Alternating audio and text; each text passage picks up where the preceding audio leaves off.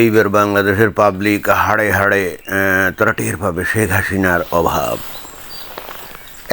আমি একেবারে দৃঢ়তার সাথে বলতে পারি, আমি নিজে ব্যক্তিগতভাবে হাসিনার সমালোচনা করলেও বাট তার কিছু ভালো দিকগুলোও তো আমি তুলে ধরি। তো দেখলাম যে আমার ভিডিওতে শেখ হাসিনা নিয়ে যদি কোনো সমালোচনামূলক মানে কথাবার্তা বলি, কিছু লোক এসে একেবারে গালিগালাজ শুরু করে। হায় হায় হায়, শেখ হাসিনা তোমার কাছে একেবারে মহামানব তুল্য হতে পারে, আমার কাছে তা না। কারণ শেখ হাসিনার কার্যকলাপগুলোকে আমি একেবারে খুব কাছে থেকে দেখছি, ঠিক আছে? তো যাই হোক, তার ভালো কাজ নিয়ে আজকে একটা কথা বলতে চাই। যেমন উদাহরণস্বরূপ এই যে বর্তমানে যে বাংলাদেশের পরিস্থিতি চলছে, এই যে এলপিজি গ্যাস, এই যে এলপিজি গ্যাস, এটারে কি বলে জানে? লিকুইফাইড নাকি লিকুইড পেট্রোলিয়াম গ্যাস। লিকুইড আবার পেট্রোলিয়াম গ্যাস হয় কী করে? পেট্রোল নিজেই তো লিকুইড, তাই না? তো ওইটার আবার লিকুইড পেট্রোলিয়াম গ্যাস মানে কি? পেট্রোল কি এটার মধ্যে ঢুকায় দিয়ে কি এলপিজি বানায় নাকি কী জানি। যাক, যেভাবে বানায় এটা নিয়ে আমার এত গবেষণা করার দরকার নেই। আমি আসলে যেটা বলতে চাচ্ছি সেটা হলো যে শেখ হাসিনার অভাব কিন্তু বাংলাদেশের পাবলিক এইবার হাড়ে হাড়ে বুঝবে। কেন? এই যে মনে করেন যে এই হরমুজ প্রণালী বন্ধ হওয়ার কারণে, এই যে আমেরিকা ইরান যুদ্ধের কারণে এই যে গ্যাস সরবরাহ, তেল সরবরাহ বন্ধ, বেশ খানিকটা বন্ধ। বিশেষ করে বাংলাদেশ যাদের কাছ থেকে তেল আনতো না, ওই মানে এই রুট দিয়েই আসলে বস্তুত বাংলাদেশের তেল গ্যাস আসতো, এই হরমুজ দিয়ে, অন্য অন্য অন্য জায়গা দিয়ে আসতো না, যে কারণে বাংলাদেশ পড়ে গেছে মহাবিপদে। ফলে হচ্ছে কি, বাংলাদেশ পাবলিক তো অলরেডি ওই যে পেট্রোল পাম্পে গিয়ে নাকি লম্বা লাইন দেয়। এখন অতক্ষণ ধরে লম্বা লাইন কী কারণে দেয়? ওই কদিন নাইলে গাড়ি না চালাইলাম, সমস্যা কী? তাই বলে ঘন্টার পর ঘন্টা, 10-15 ঘন্টা আপনি লাইনে দাঁড়িয়ে তারপর একটু তেল পাইবেন? আরে কী রঙ্গ তামাশার কথা, তাই না? তো যাই হোক, গাড়ি নাইলে না চড়লাম, কিন্তু ঘরে তো রান্নাবাড়া করা লাগবে, ওইটা তো বন্ধ করা যাবে না। এখন শহরাঞ্চলে মানুষ তো ওই যেখানে গ্যাসের সংযোগ আছে, দেশীয় যে গ্যাস, সেটা যাদের আছে তারা তো মহাভাগ্যবান এবং ভাগ্যবতী, কিন্তু যাদের নাই, এবং সেই সংখ্যাটাই বেশি, এই গ্যাসের সিলিন্ডার দিয়ে তারা রান্নাবান্না করে।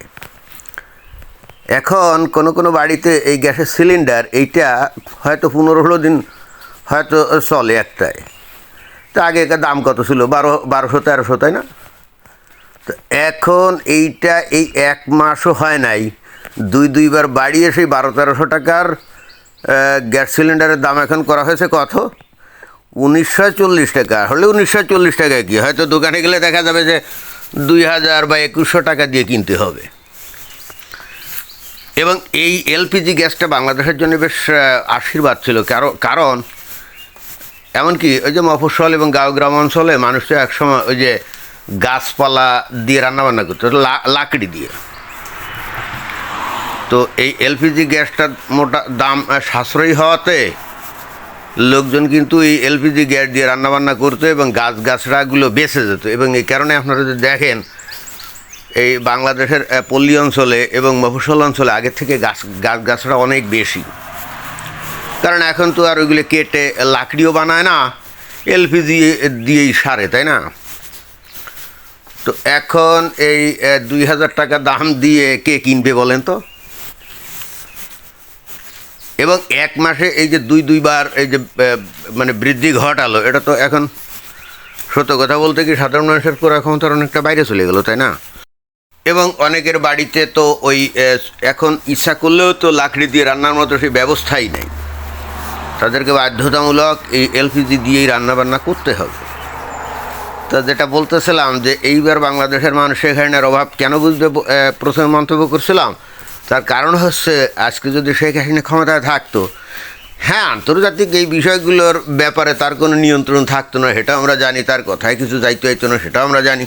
বাট এলপিজি গ্যাসের দাম যদি বাড়াতো তাহলে এত বাড়াতো না, মানে 1 মাসের মধ্যে প্রায় 550 টাকা 600 টাকা বাড়িয়ে একেবারে 2000 টাকা করে ফেলতো না। হয়তো আগে যেখানে হয়তো 1300 টাকা ছিল সেখানে হার্ডলি 200 টাকা বাড়িয়ে হয়তো 1500 টাকা করতো, আর বাকি যদি এরপরে ঘাটতি থাকতো সেটার সরকারকে বলতো যে সাবসিডি দিয়ে দাও, সাবসিডি দিয়ে দাও, এই জনগণের কষ্ট দিয়ে এই কাজ করা যাবে না। কেন সাবসিডি দিবে না? কারণ বাংলাদেশ থেকে মানুষজন হাজার হাজার কোটি টাকা দুর্নীতির মাধ্যমে লোফাট করে, তাই না? তো এখন সরাসরি যদি এরকম সাবসিডি দিয়ে সরকার যদি 2-4 হাজার কোটি টাকাটা লস হয়ে যায়, সো হোয়াট, এটা তো সরকার মানতে বাধ্য। আর পরিস্থিতি তো আর সবসময় এরকম থাকবে না। এমন তো না যে এই যে বর্তমানে যে পরিস্থিতি এটা একেবারে কিয়ামত পর্যন্ত চলবে, তা তো না। শেখ হাসিনা থাকলে ঠিকই একটা ব্যবস্থা, কায়দা কানুন ঠিকই বাইর করে ফেলতো, এবং বিশেষ করে যে কায়দাটা বাইর করতো বা যে কায়দাটা করে ফেলতো সেটা হলো যে দেখেন, এই যে ভারত থেকে এই বাংলাদেশে আনে কি ডিজেল, তাই না? তো আমরা শুনি যে আসামের ওই যে নোয়ালিগড় নাকি রিফাইনারি থেকে ওই পাইপ লাইনের মধ্যে দিয়ে এই 5000 টন, এই 8000 টন এরকম আনে। কিন্তু আমার ধারণা শেখ হাসিনা থাকলে এরকম হতো না, ওই মাসে 50,000 টন মিনিমাম সে নিয়েই আসতো, মানে বাধ্য করতো ভারতকে।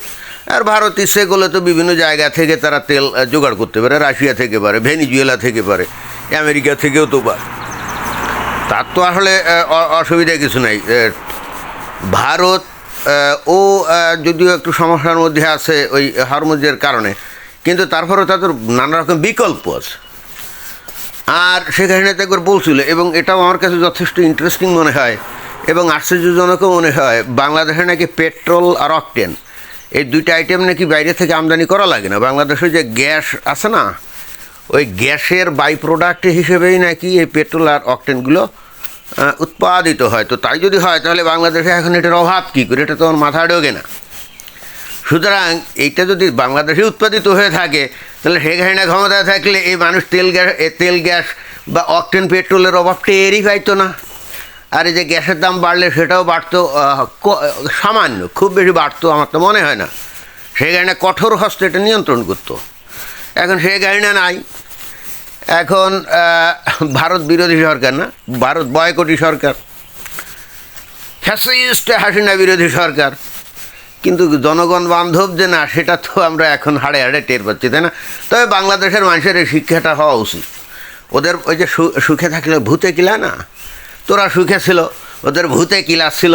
ওরা ডিপ স্টেট দ্বারা প্রভাবিত হয়ে বাংলাদেশের সেই সামরিক বাহিনী, ডিজিএফআই, অমুক সমুক, তারপরে বাংলাদেশের কথিত বুদ্ধিজীবী সব নাকি বিক্রি হয়ে গেছে। কি অদ্ভুত ব্যাপার না? চিন্তা করা যায়, একটা দেশের মানে একটা দেশ যারা চালায় তাদের উচ্চ পর্যায়ে সব লোক বিক্রি হয়ে গেছে। কার কাছে? আমেরিকান ডিপ স্টেটের কাছে। এবং আমি কথাটা তো বারবার বলি যে এই যে বাংলাদেশের সেনাবাহিনীতে অনেকের হয়তো শুনতে খারাপ লাগে, আপনারা কি জানেন যে বাংলাদেশের সেনাবাহিনীতে ওই সংখ্যালঘু সম্প্রদায়ের কোনো অফিসার নাই? সেপাই পদে আছে, সেপাই পদে অনেক বেশ কিছু আছে, কিন্তু ওই কোনো অফিসার নাই। এই জন্যে আপনারা শুনবেন না যে কোনো কর্নেল শ্যামল দাস অথবা ব্রিগেডিয়ার উৎপল দাস, এরকম না, আপনারা কখনো শুনছেন? আর ওই মেজর জেনারেল বা লেফটেন্যান্ট জেনারেল, এটা তো প্রশ্নই ওঠে না। আপনারা জীবনে কোনো হিন্দুর নাম শুনছেন? কোনো দিন আপনারা শোনেন নাই, কারণ এগুলোর নাকি নিয়োগ করে না, কারণ অলিখিত নিয়ম। এবং শেখ হাসিনার সময় করতো না, এবং বঙ্গবন্ধুর আমলেও করতো না, এর সাথে সময় করতো না। ওই শুনছি বড় জোর ওই মেকানিক্যাল কোর আছে না, বা মেডিকেল কোর, যারা নামেই সেনাবাহিনীতে আছে কিন্তু তাদের কোনো ক্ষমতা নেই, ওদের হয়তো 2-1 হয়তো বুদ্ধিস্ট বা খ্রিস্টান অথবা হিন্দু এরকম একসময় ছিল, এখন তাও নেই। এবং এটা যে নাই তার কারণ কি? কারণ হচ্ছে বাংলাদেশের গোপন তথ্য নাকি বাইরে পাচার করে দেবে, ভারতে পাচার করে দেবে, বুঝছেন? তো ঠিক আছে, ভালো কথা, আমি মেনে নিলাম ভারতে পাচার করে দিবে। বাংলাদেশের মমিন মুসলমানরাই তো তাহলে সেনাবাহিনী প্রধান হয়, তাই না? যে ওয়াকারুজ্জামান টন কত, এরা তো দেশটারই বিক্রি করে দিয়ে দিল নাকি? চিন্তা করে দেখছেন, এরা তো পুরো দেশটাই বিক্রি করে দিল। হিন্দু কিছু লোকজন এখানে থাকলে কোশ্চিনকালেও তারা অন্তত দেশটা বিক্রি করতো না। এরকম ডিপ স্টেটের পয়সা খেয়ে এরকম বাংলাদেশকে পুরো উল্টে পাল্টে দিত না, তাই না? তো যাগ্যে এই কথা আমাকে বলতেই হয়, কারণ যে জিনিস দেখছি এটা তো বলাই লাগে, তাই না? তো ভালো কথা, বাংলাদেশের মানুষ সুখে ছিল, তাদের ভূতে কিলাস ছিল, সব মিলে শেখ হাসিনাকে উৎখাত করছে। আর এখন শেখ হাসিনার রাজনৈতিক দলকেও ব্যান করছে, কোনো পাবলিক কোনো কথা বলে নাই। তারা মনে করছে তারা আরও অনেক বেশি সুখে থাকবে। Okay fine, let them be in happiness, okay let them be in a condition where they will feel endless happiness and peace in their mind. মানে এদেরকে গুতা না দিলে এরা কিন্তু সোজা হবে না। ওই যে হাজার হাজার বছরের পরাধীনতার শৃঙ্খলে ছিল, এরা স্বাধীনতার মর্ম বা মর্যাদা তো বোঝে না। এবং এরা যে বোঝে না, তা গত 55 বছরের মধ্যে আমরা টের পেয়ে গেছি যে বাঙালির আর যাই হোক স্বাধীনতা মানায় না। কারণ এরা ওই খাঁচার মধ্যে পাখি থাকতে থাকতে দীর্ঘদিন দেখবেন যে একটা পরিচয় ছেড়ে দিলে সে উঠতে ভুলে যায়। তো বাংলাদেশের পাবলিকের অবস্থা কিন্তু তাই। তারা স্বাধীনভাবে মানে স্বাধীনভাবে হাজার হাজার বছর থাকতে থাকতে এখন কীভাবে স্বাধীনভাবে উঠতে হয়, চলতে হয় জানে না। আর জানে না বলেই প্রকৃত দেশপ্রেমিক, প্রকৃত দেশের প্রতি যাদের ভালোবাসা আছে তাদের কদর মর্যাদা এরা দেয় না এবং এটা দিতে জানেও না। ধন্যবাদ।